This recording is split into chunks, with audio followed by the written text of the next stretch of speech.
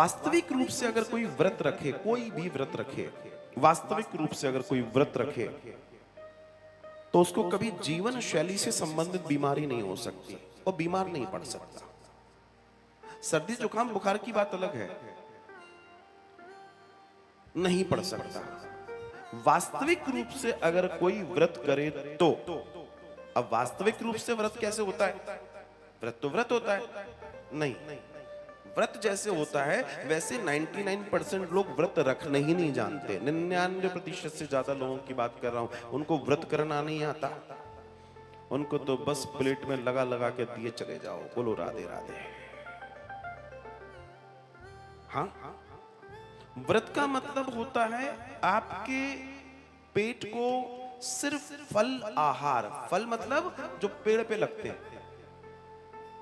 कढ़ैया वाला नहीं, फल का आहार दें।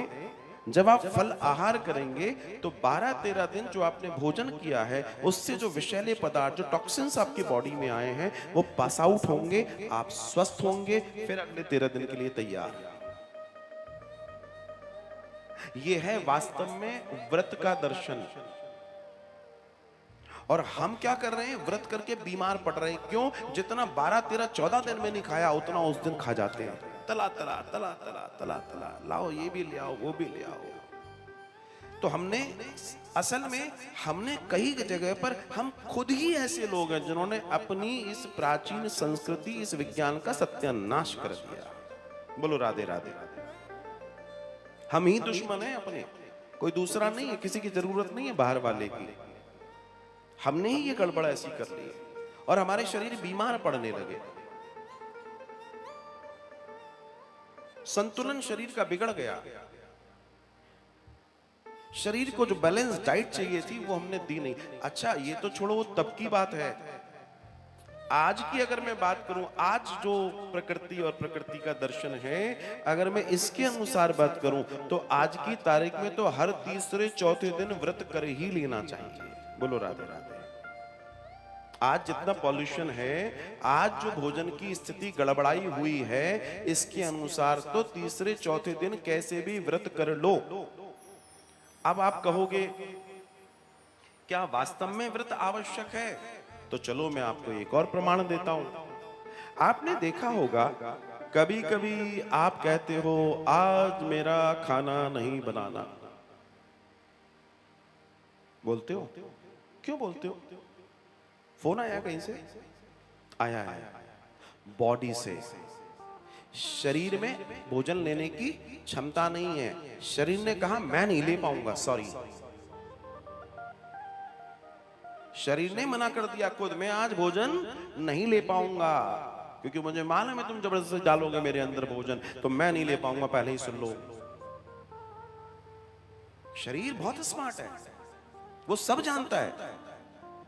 अगर मैंने कहा ना प्रकृति के अनुसार हम चलें तो समस्या ही नहीं है।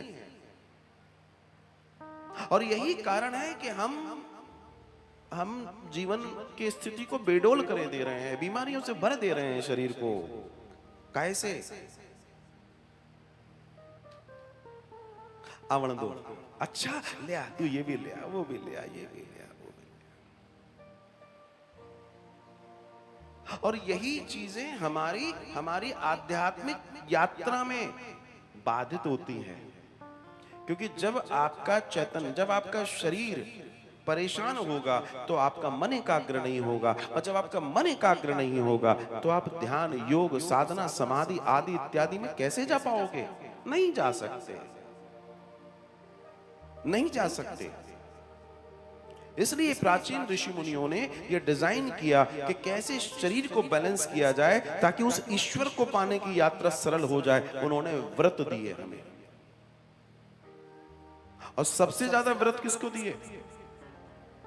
माताओं को। स्त्रियों के पास सबसे ज्यादा व्रत है। क्यों है? क्योंकि आपके पास घर के कार्य इतने थे, मैं थे बोल रहा हूं, इतने थे कि इस बॉडी के इंजन को बनाए रखने के लिए व्रत की जरूरत, ताकि जो भी खा रहे हैं एक राहत मिले शरीर को, थोड़ा सा खाली हो, फिर जो लें तो शरीर हमेशा स्वस्थ रहे। अब जब आप व्रत रखते हैं और जब आपके शरीर में हल्कापन होता है तो आपका मन एक्टिवेट होता है, तो आपकी इंद्रियां, अब क्या, अब सुनिए बात को, तो जब आप फल खाएंगे तो आपकी इंद्रियां तामसिक और रजोगुण से बच जाएंगी, तो प्रभाव काय का होगा, सतोगुण का होगा। बहुत ध्यान से श्रवण कीजिएगा। और जब आपकी इंद्रियां सतोगुणी होंगी, इसका मतलब उस समय आपका मन उस अवस्था में है कि जो चाहेगा वो कर लेगा। तो जब आपका मन, मैंने क्या बताया, मन का स्वामी इंद्र, इंद्रियों को जो टैकल करने वाला है, तो जो आपका मन है, अगर मन सतोगुणी फॉर्म में है तो वो जो विचार करेगा वो हो जाएगा। विचार की शक्ति बढ़ गई ना, आपका मन मजबूत हो गया ना उस समय। यह है व्रत का विज्ञान।